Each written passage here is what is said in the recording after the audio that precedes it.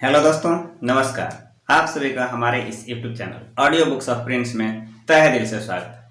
आप सभी से ये गुजारिश है, अगर आप हमारे इस चैनल पे पहली बार आए हैं तो इसे सब्सक्राइब, लाइक और वीडियो अच्छा लगे तो शेयर करना बिल्कुल ना भूलें। तो शुरू करते हैं आज की अपनी ये स्टोरी। उससे पहले करते हैं कुछ काम की बातें। आज का जो टॉपिक है, जो स्टोरी से रिलेटेड है, वो ये है पैसा, मनी। पैसे की बात की जाए तो ये ऐसी समस्या है जो हर के पास है, हर व्यक्ति के पास है और हर घर में है। तो ये जो पैसे की समस्या होती क्यों है, उसका मुख्य कारण जो होता है वो होता है पैसे की समझ ना होना। तो कितने लोग ऐसे हैं जो सोचते हैं कि आज मैं 400 रुपये कमा रहा हूं तो कल को अगर मैं 800 कमाऊं तो मेरी समस्या कम हो जाएगी या मेरी परेशानी खत्म हो जाएगी। जो 5000 कमाता है वो सोचता है मैं 10,000 कमाऊं तो मेरी परेशानी कम हो जाएगी, लेकिन ऐसा होता नहीं है। पैसा कमाने से परेशानियां कम नहीं होती हैं, पैसे की समझ न होने की वजह से परेशानियां ज्यों की त्यों बरकरार रखती है। तो चलते हैं आज की अपनी इस स्टोरी पे। आज की जो स्टोरी है वो ये है कि एक महात्मा रहते हैं, वो अपने एक भक्त को एक पारसमणि देते हैं।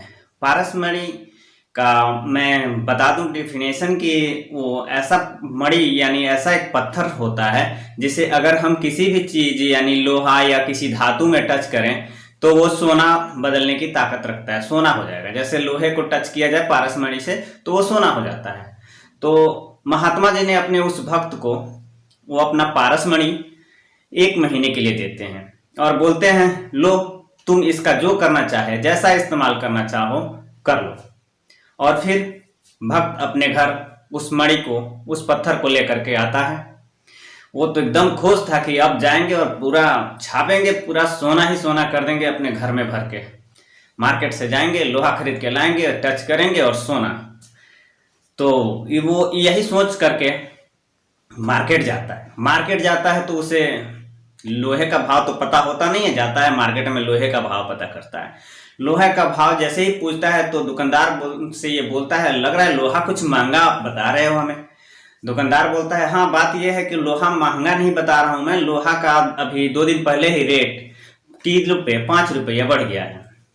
तो वो भक्त जो है वो सोच में पड़ जाता है कि यार महंगा हो जाता है। तो फिर वो पूछता है दुकानदार से कि इसका रेट गिरने की संभावना है कुछ? तो दुकानदार बोलता है कि हाँ गिरेगा, 2-4 दिन में गिर सकता है या हफ्ता 10 दिन भी लग सकते हैं। तो बोलता है ठीक है, तो मैं जा रहा हूँ, फिर आता हूँ मैं 10 दिन के बाद। फिर 10 दिन के बाद गया वो भक्त लोहे के दुकानदार के पास, फिर पूछता है तो और 2 रुपये रेट पर केजी बढ़ चुका होता है। अब तो वो इसी टेंशन में कि अब गिरेगा रेट रहा, अपने घर पे इंतजार करते रहा। हर 2-4 दिन पे जाता, पता चलता रेट अभी गिरा नहीं है, यहाँ तक कि कुछ बढ़ ही गया है।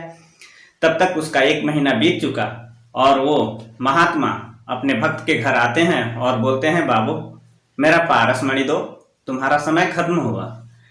तो कहने का मतलब ये था कि आप इस स्टोरी से ये देख सकते हैं, ये समझ सकते हैं कि लोहा का रेट कितना भी बढ़ जाए सोने की बराबरी तो कर नहीं सकता। लेकिन उस भक्त के पास इसकी समझ ही नहीं थी।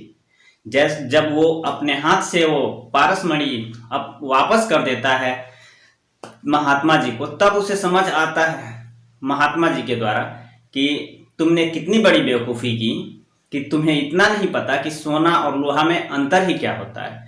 तो यहाँ जो बात की जा रही थी वो समझ की, तो उसे जरा भी ये समझ नहीं रहा कि लोहा कभी भी सोने की बराबरी चाहे जितना भी बढ़ जाए नहीं कर सकता। तो कहने का मतलब ये है कि समस्या हमारी जो है वो समझ है और समझ से ही समस्या का समाधान हो सकता है। तो हम जो इस पैसे की समस्या से जूझते हैं उसका भी मुख्य कारण यही है, समस्या का यानी कि समझ की कमी। तो जैसे कि अगर हम पैसे की तंगी को दूर करना चाहें तो सबसे पहले हमें फालतू खर्चों पर ध्यान देना होता है कि हमारे जो बेवजह के खर्चे जिनकी जरूरत हमें नहीं है। मुझे एक फॉर्मूला याद आ रहा है जो मैंने एक बुक से पढ़ी थी, उसमें एक चीज मतलब एक सेंटेंस लिखा हुआ था कि कोई भी काम या कोई भी पैसे खर्च करने से पहले सिर्फ अपने आप से 2 सवाल पूछो। दो ऑप्शन रखो, एक ज यानी जरूरत और एक च यानी चाहत, ज की च। उसमें इस तरह का ऑप्शन दिया हुआ था कि अगर वो जरूरत है तो खरीदो, अगर वो आपकी चाहत है तो पहले अपनी जरूरतें पूरी करो फिर चाहतों को खरीदो। तो इस दो वर्ड से आपकी मैक्सिमम समस्या का समाधान हो जाता है। जितने भी फालतू के खर्चे आप करने पे लगे हुए हैं, सिर्फ उस खर्च को करने से पहले अपने मन में ये पूछ लें कि ये ज है या च है, यानी जरूरत है या मेरी चाहत है। मैंने किसी को देखा है और मैंने भी सोचा कि चलो उसने ऐसा किया है तो मैं भी ऐसा करके और अपने जेब से वो पैसे खर्च कर दूं, और फिर अगले दिन या थोड़ी देर बाद अफसोस करूं कि मैंने बेवजह ये खर्च कर दिए।